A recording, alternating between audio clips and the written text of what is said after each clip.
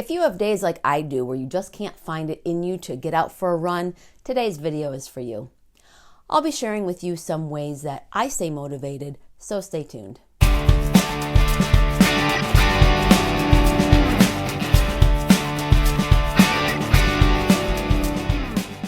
Hey there, I'm Sherry, the Wrinkled Runner. I get lots of questions from beginning runners and even established ones about how to stay motivated. If you are a new runner and getting to the end of whatever Start to Run program you are using, what do runners do to keep moving forward? Having a goal is a big reason to get out the door. I know that when I'm in my off season, it is definitely more tempting to snuggle under the covers when that alarm goes off. Usually I'm not training for anything starting in November, and here in Buffalo, that is when it starts to get cold for those early morning runs. The holidays can also throw me off since it's a time for out-of-town family to come in and lots of food to prepare. So even if I'm not training for a race, I still try to have a goal I'm working on. I also write down my runs for the week so that I have something to check off. For some reason, that psychologically helps me to get out the door. If you're ending your Start to Run training or you have completed a goal recently, find another goal and work towards that. Whether it's to get faster or run longer, if you can identify something to work towards and then get the runs required to do that goal written down, that will help you keep up the running. Having even small goals gives you little wins that builds up your confidence, and as you gain that confidence, you want to keep going. I'll put links in the description to my podcast videos and blog articles that address what goal setting is. That being said, having nothing to train for can be motivating as well. Running for fun, not trying to hit any kind of pace or mileage, can be an eye-opening way to get you out the door. Don't even take your watch with you. Just get dressed, get out, and just run. Stop and see what's around you. Take a different route, do a run walk based on feel. Not having anything but the run can be a fun way to bridge that gap between training for something and just enjoying the running. Just make sure doing this is motivating for you.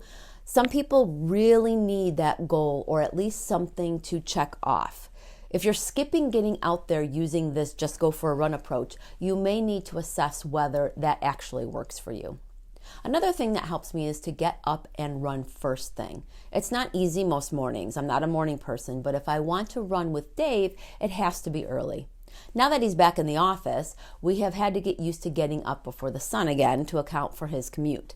When his company had everyone working from home during COVID, he could get up later and run and even do a few meetings in jammies before taking a shower.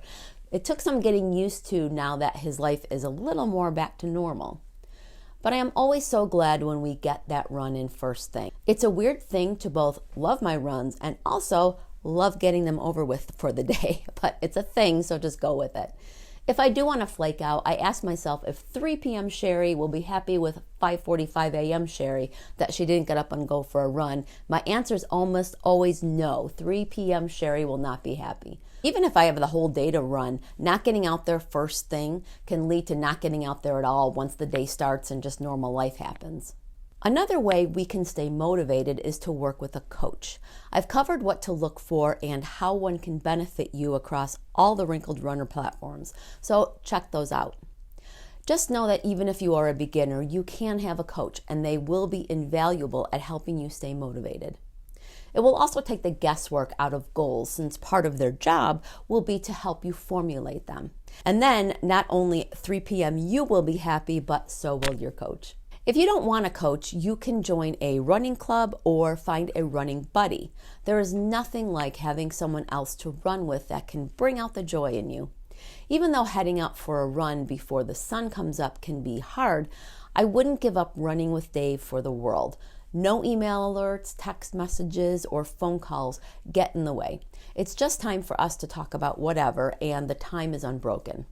If there aren't any friends or partners in your life, a search of your city will show you clubs and running stores that do group runs. A lot of new runners are intimidated at first, but if you take the plunge, you will get to know a great group of people that will encourage you, and running with others can help you improve.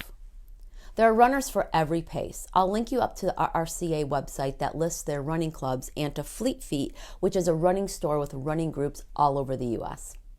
If you search for running stores and clubs with your city, you can probably find some there as well. I know that some of you really talk down on yourself, and that is a huge motivational problem. When you tell yourself that you're not good enough, that you will never get better, or that you don't deserve to call yourself a runner, you will most likely stop altogether. Humans do not do well with negative self-talk, and rather than motivate you, which I think a lot of people think it will in some weird way, it demoralizes you and runners end up just quitting. Don't let those negative thoughts take root and start telling yourself that you can do it. You are a runner. You are getting better. Having a mantra, something that you can say to yourself when it gets tough out there, can help you get out of that negative rut and spurs you on to keep you going. Another way to stay excited about running is to look back at where you started. Keep a log or look back in whatever app that you're using to track yourself if you have one. See all that you've accomplished and the improvements that you have made. Even if you are a beginner, look back at who you were before you started running and who you are now. You are a runner. Think about where you could be in a month or 6 months or a year. And finally, I saw or heard something the other day that said you don't have to always be motivated because that can come and go, but you do have to be disciplined. So make it a point to consider running part of what you do, like brushing your teeth, and determine that as long as you aren't injured, you're going to keep up with your running. Next week is my semi-annual outtake video. I compile a bunch of the rejects from filming my YouTube channels, and there's a lot of them, and let you in on behind the scenes a bit. Videos come out every Wednesday morning, and you can subscribe now so you don't miss them. I'm a running coach from Buffalo, and I have a podcast and a blog in addition to this YouTube channel. You can link to all of them below and also sign up for my once-a-month newsletter where I link you to all the content from the previous month so you don't have to keep track of everything. I also send along any good websites and running resources that I'm using in my own running. Thanks for watching, and I'll see you on the run.